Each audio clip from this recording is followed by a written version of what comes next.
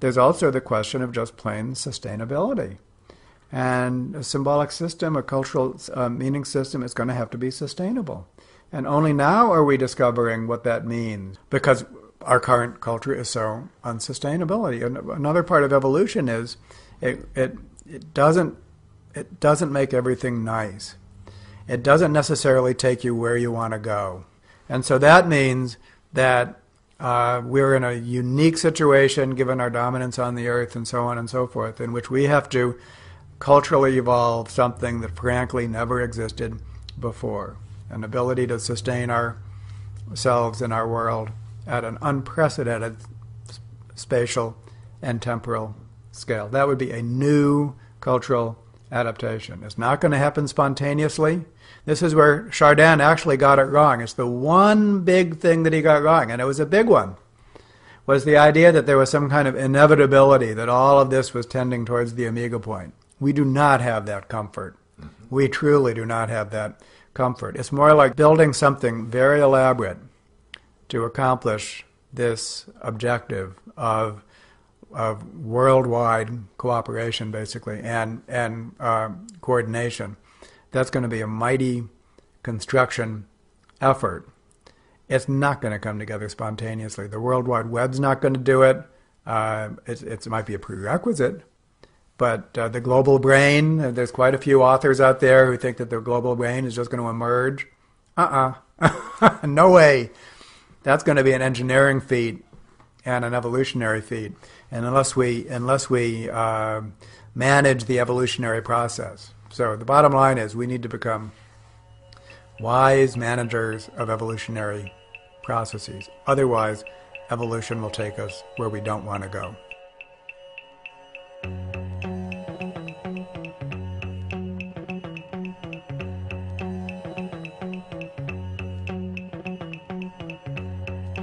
Well, I look at it myself as the beginning, really, of an exploration. That's the reason we're exploring. You don't know what you'll run into on an exploration. What the sky looks like, what the stars look like. Do they still twinkle, or are they a steady light when you get outside the atmosphere? Why I advocate a resource-based economy. To this point, after research, a degree in international relations studying international political economy, much discussion, polemic, and whiskey, I cannot in good conscience or intellectual honesty argue against the inherent logic of the proposal of a resource-based economy. I've tried. There's much to discuss, but I'll boil it down for you. Two core fundamental points. One is a push away from our current system, the second is a pull towards this proposed system. Number one, what we currently refer to as capitalism under various guises around the world, suggested in various doses and concoctions in the prescriptive manuals of political philosophy and economic texts. The monetary-based price system as a means of coordinating and organizing so-called economic activity of consumers, producers, and owners of resources is ultimately unsustainable. The reason for this is that it's essentially predicated upon linear consumption, and you cannot run a linear system on a finite planet indefinitely. Producing, selling, buying, and throwing away in an endless linear march would be quite the plan upon an infinite planet replete with infinite resources, which also did not have wholly interconnected ecosystems, webs of life, and biogeochemical cycles. However, this is not the case. This is not our planet, which you can think of as a rather large organic spaceship, chilling in the Goldilocks zone of our solar system. A linear consumption global economy can also be thought of as an infinite growth paradigm in which infinite resources, if not literally asserted, is implicitly assumed, whether with regard to energy or any other profit-oriented pursuit of transforming resources into goods and services. Rather like the growth curve modeled in bacteria, exponential growth cannot continue indefinitely. First bacteria adapt to growth conditions, then exponential growth occurs after a constant rate of doubling. As we can see, exponential growth is quickly reached. However, it's bounded by its environment, which it exists within, and is a product of, and hence enters a death phase as it depletes its resources. This is analogous to a global linear consumption economy or infinite growth paradigm of continually exploiting resources indefinitely based upon profit motives rather than genuine human needs and scientifically parsimonious feedback. Our current economic system is not only not properly economic in the true sense, nor is it a more efficient and direct route to solving underlying issues of human need, but as an operating system it is out of sync with the state of our host planet, its prevailing natural laws and processes.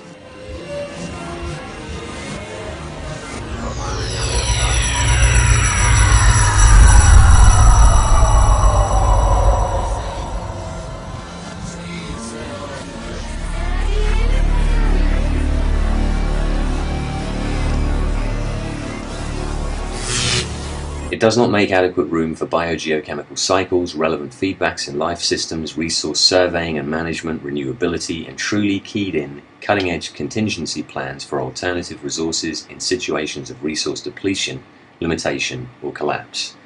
Not only does it not do these things, but it also does not take them and construct a working, constantly updated model on a planet-wide scale. It is therefore highly vulnerable. And as an increasingly interconnected, interdependent global economy, it is still not an engineered scientific system. Hence, collapses and catastrophes in one area intrinsically affect the whole, potentially like a butterfly effect.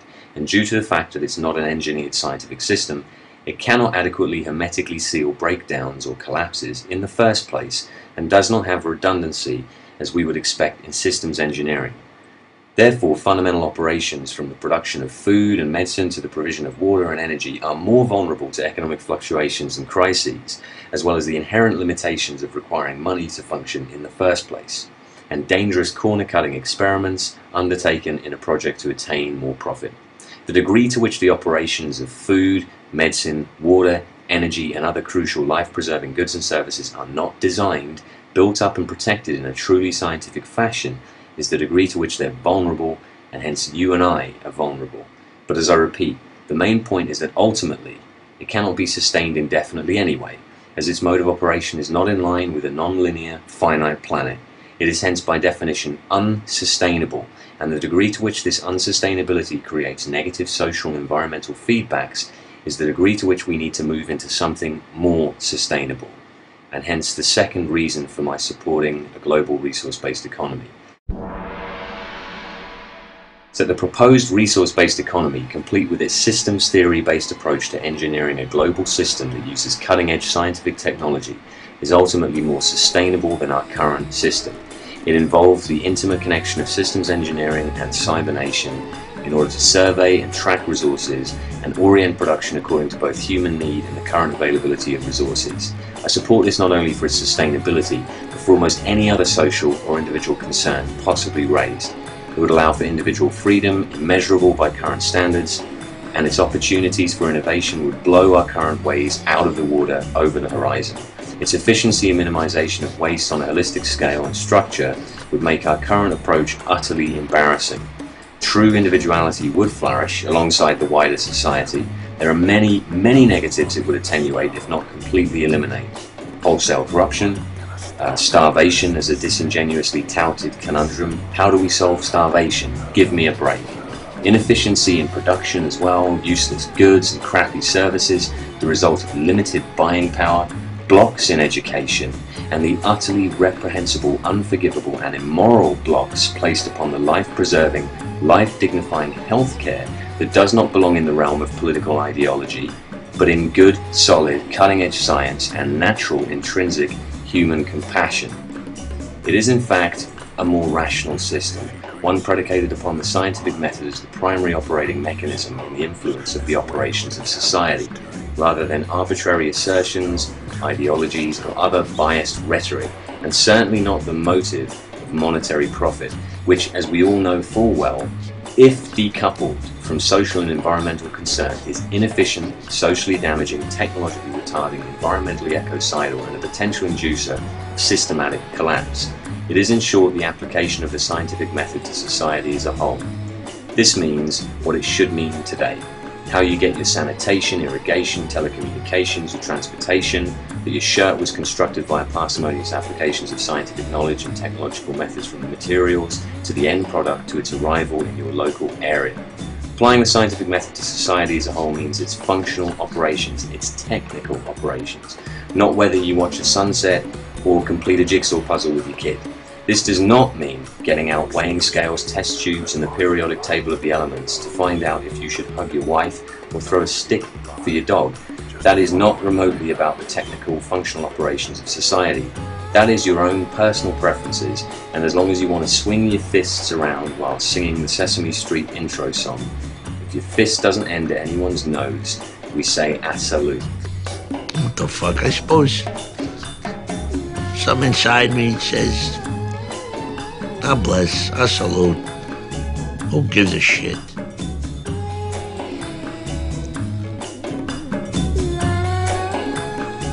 part of your new outlook? Maybe. I salute it then. It's all fucking order, I'll tell you that. My primary reason for supporting this proposal is quite simply that it is more sustainable than our current one. It proposes an economic approach more in line with the natural laws and processes of our planet, and hence is more valid in the ultimate sense. After studying and conversing, which I will continue to do, and after trying sincerely to find it wrong, I cannot in all honesty deny its validity. We can raise eyebrows and wonder whether such a proposal could come to fruition. We could shrug our shoulders and take a fatalistic approach to humanity. We could shake our head and have the very legitimate concern that the logistics of creating such an idea may cause it to die on the vine, as various economic, social and political variables render it impossible. Maybe so, but what I cannot do is deny its inherent logic. So that's it. Now some of you are wondering what a resource-based economy may look like. Here it is.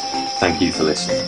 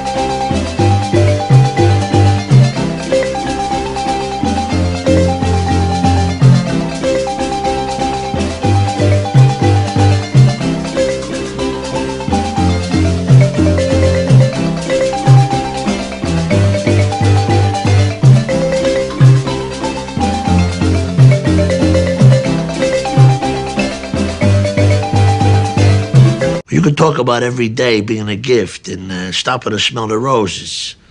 But regular life's got a way of picking away at it. Your house, the shit you own, it drags you down. Your kids, what they want. One bad idea after another. They're trying to work a cell phone menu. It's enough to make you scream. All of the marvels of science and technology, all of the electronics and mechanical wonders, are just so many millions of tons of junk, unless it enhances the lives of men. The reason we emphasize machines and technology is to free man.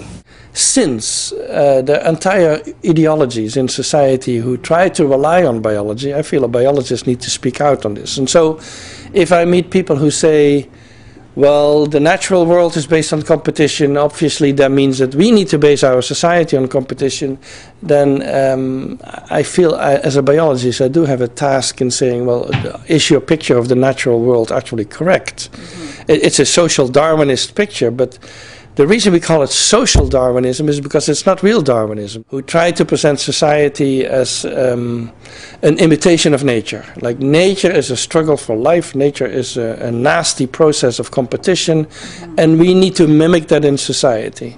And I'm not convinced that nature is like that, first of all, and I'm not convinced that what nature does needs to be mimicked in society. And my argument would rather be that we have a lot of cooperative and empathic and nicer tendencies, and if that's part of human nature, then that needs to be represented in society as well. We need to build a society that has room for that, and not just is based on competition. But once empathy exists, once you have that capacity, and there's good reasons why we have it, because we're cooperative animals, you're welcome to apply it to anything. If you know that we have these tendencies naturally, and that they have a very ancient evolutionary history, you better build a society that takes them into account. I'm not giving specific instructions of what that would mean for society, because that's a process that people have to figure out among themselves, politically and so on, but I'm saying you do need to take that into account.